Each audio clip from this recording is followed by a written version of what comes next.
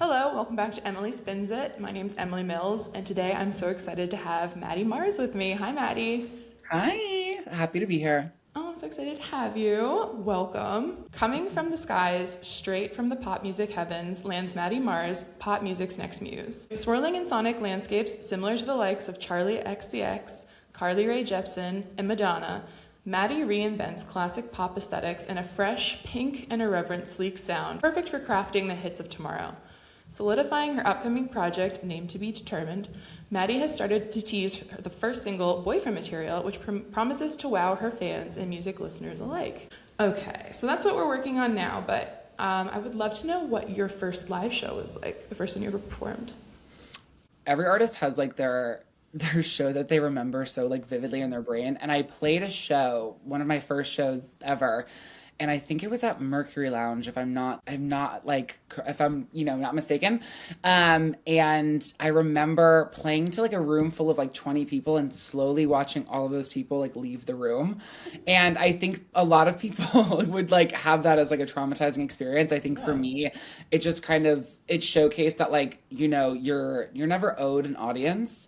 And I think that's a really important lesson that you have to learn as an artist, like early on, that you really have to work on your craft. I was really young. I kind of like got the opportunity pretty randomly. So it just sticks out to me as something like always work harder. I absolutely agree that most people would consider that traumatic. Yes, it was definitely crazy. I remember being like, everybody, and then it was like everyone just left. No, but It's everybody and you're talking about the sound guy. yeah, it's everybody. No, literally. And then I was like, I actually think I'm done. I was like, I think I'm gonna wrap it up. Like I know it's like there's nobody else in the room. No, literally. I mean, the music wasn't very good. I mean, a lot of love to my younger self, but the music wasn't very good. I think I was very ambitious. I just don't think that, again, I was there or ready to kind of do what I needed to do. So, core memory, very important to learn that early on. What is one of the first shows you remember attending? If you want to go way, way back, it Yeah. literally, I think, was like Aaron Carter, Nice. which is really funny. I think I was like, oh my God, I must have been like 5 or younger. I think the first show that made a really like big mark on me was probably Lady Gaga's Monster Ball. I had to have been like 12 years old. And I remember just being at MSG, just like being like, oh my God, I want to do that.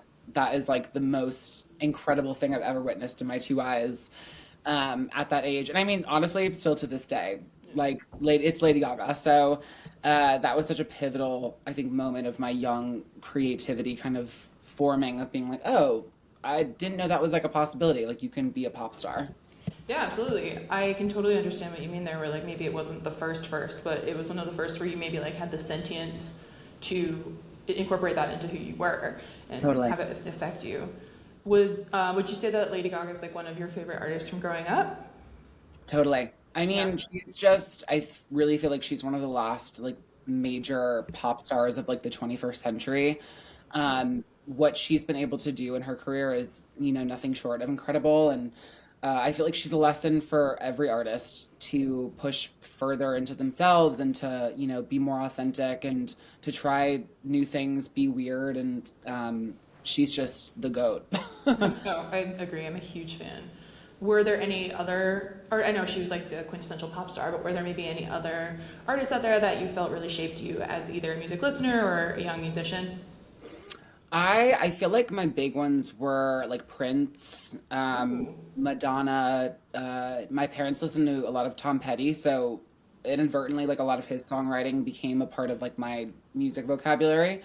Um, I also listen to a lot of like heavy metal, so I was listening to a lot of like Megadeth and Ozzy Osbourne. So I was very like rambunctious child. So I think I was really impacted by things that felt like really theatrical. So if there any was like a pop artist that was bringing a layer of just like theatrics and persona, I was kind of enamored with David Bowie, obviously. So a lot of the You're a metal girl? What the fuck? Yeah, I Why did I know. not know that? I'm yeah, shocked. no, yeah, growing up, everybody's always like, "What?" And then I was just like, "I know." So I came from like a very much like it was like classical music and metal were like my bread and butter randomly, very The like niche. dichotomy of a girl, what can I say? No, I was just like, she's layered like an onion.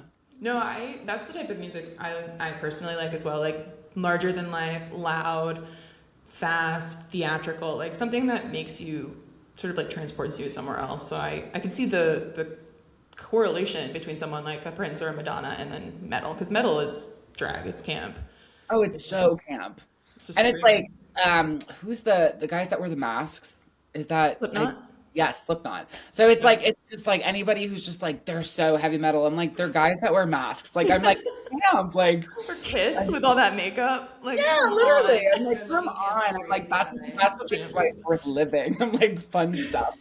In fact, fun. Who's the other one now? Sleep Token, who's like, oh, yeah. Absolutely. I love that. 'Cause hot girls always win. Thanks for listening to Emily Spins It, presented by the Indie Music Network and Not Dead Yet Media. This episode was produced by Heather DeArmas and edited by me, Emily Mills. Our intro and outro music is Hot Girls Always Win by Really Blonde. If you've enjoyed the episode, please support the podcast by sharing, subscribing, and leaving a review. You can also follow the show on Instagram and YouTube at Emily Spins It. For more shows about breaking through the noise, head over to the Indie Music Network podcast. If you have questions or feedback, contact us at notdeadyetmedia.com/contact.